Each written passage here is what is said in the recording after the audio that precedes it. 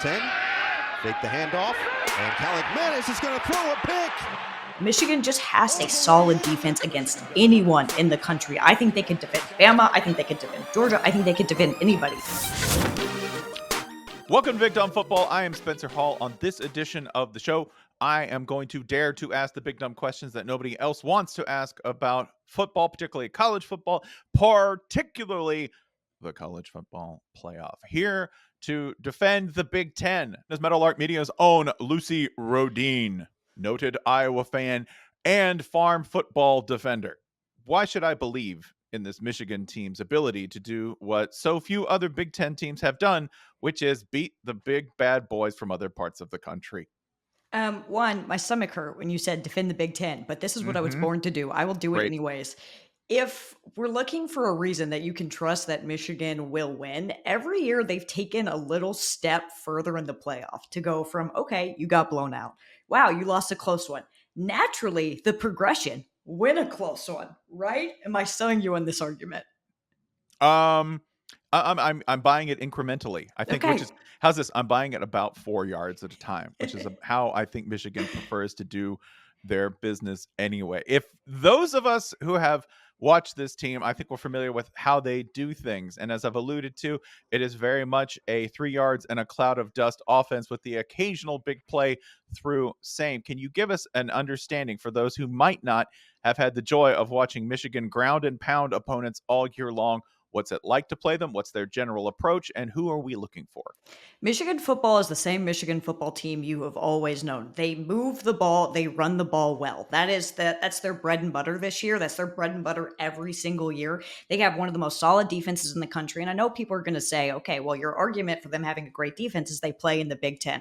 I understand that the offenses are bad in the Big Ten. I understand that more than anybody. But that is a solid defense against anyone in the country. I think they could defend Bama. I think they could defend Georgia. I think they could defend anybody.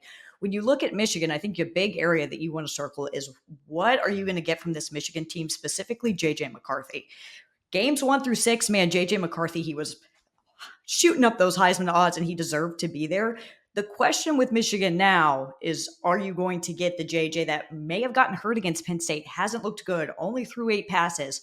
Michigan has relied so heavily on the run, and they're going to have to switch that up a little bit. They're going to have to get a little feisty. Yeah, Alabama coming off of a recent stunner against Georgia, limiting the Bulldogs to under 100 yards rushing, which not many people have done in Kirby Smart's recent reign of terror through the SEC. Is that an issue for Michigan, or are we just going to see the team continue to knock at the door until someone answers, play calling wise? I think it is going to be an issue for Michigan just because I have kind of lost faith in JJ McCarthy a little bit just because he hasn't looked good. When you're only passing the ball like 8 times a game, you're going to have a problem against Alabama. I understand their secondary is phenomenal. Michigan just has to do something a little different. They have to be a little fun. I was hoping that I guess I wasn't hoping this as an Iowa fan, but when I inevitably knew that Michigan was going to blow out Iowa, we were hoping to see some sort of like sparks of life from that offense where it's like, hey, you know what? We're up 20, which in Iowa points is like dog year. So you're up 140. 480 points. Yeah. Let's try something fun. Like let's try to do something a little different than our formula because that's what Michigan needs. They haven't done that. So I think Michigan is probably going to stick to what they know, but I'm really afraid that that's not going to work for them. Jim Harbaugh was suspended for a good number of games this season, a good portion of the season due to Connor Stalions Gate, etc. This is leading me to ask the question, did we discover that Jim Harbaugh can pretty much coach from his couch?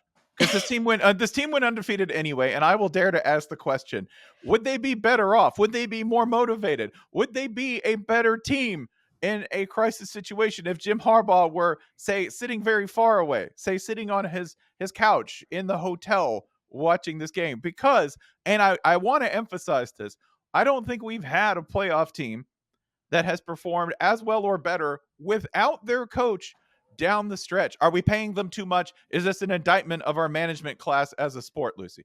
I really think that Jim Harbaugh should just sit out the first quarter. Just go into the Rose Bowl crowd. Just what do you think Mm-hmm. the pageantry of that's going to be? They started the season by lining up all with the number 4. I need to see Mm-hmm. what they do. They need a little fire because they're America's team, as we know. They're not an offense, they're not a defense, they're a we fence, and they need Jim Harbaugh to take one for the team here. An unsung factor here, one we have not talked about yet, is this. There is a key matchup, and I think it is one of the most difficult to predict, aka the squirreliest possible issue for the Michigan defense, and that is one Jalen Milroe, who, and I say this as somebody who watched a lot of Jalen Milroe over the year. He's difficult to predict, and I don't just mean that for the defense. I mean he's sometimes difficult to predict for his own coaches. What does Michigan do with him? And I ask this because Georgia, if you did notice, didn't put one spy on him. No. Sometimes they had two of Georgia's prize 4 and 5-star recruits on Jalen Milroe at all times. Does Michigan put 3 spies on him? What do we do with him?